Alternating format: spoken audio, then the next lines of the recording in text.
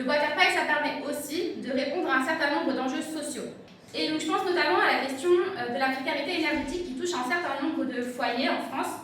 Et justement, le béton, parce qu'on est vraiment dans tout béton actuellement, et bien ça contribue à cette précarité énergétique dans la mesure où en fait, c'est une matière qui n'est absolument pas isolante. Et donc concrètement en hiver il fait trop froid, en été il fait trop chaud. Et si on veut pouvoir se chauffer donc, du coup correctement en hiver, on se retrouve à dépenser des fortunes en facture énergétique. Alors que la combinaison de la paille et de la terre permet justement d'atteindre une très bonne isolation thermique dont on pourrait justement s'inspirer pour pouvoir rénover tous les logements sociaux qu'on a à rénover. Et on en a beaucoup à rénover. On en a au moins 700 000 à rénover, donc c'est pour dire à quel point on a beaucoup de choses à faire et si on veut pouvoir faire en sorte de répondre à cet enjeu social sans nuire à nos objectifs écologiques, ça me semble indispensable d'utiliser le bois terre paille comme filière pour cela.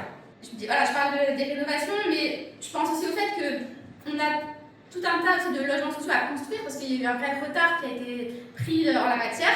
On a 1 million de logements sociaux à construire au moins pour pouvoir répondre à toutes les demandes. C'est énorme. Et souvent on nous dit, voilà, justement, mais comment vous allez faire pour construire tous ces logements sociaux sans nuire à la cause écologique? Et bien justement, la filière du bois terre paille permet de poursuivre cet objectif de construction tout en ne nuisant pas à nos écosystèmes.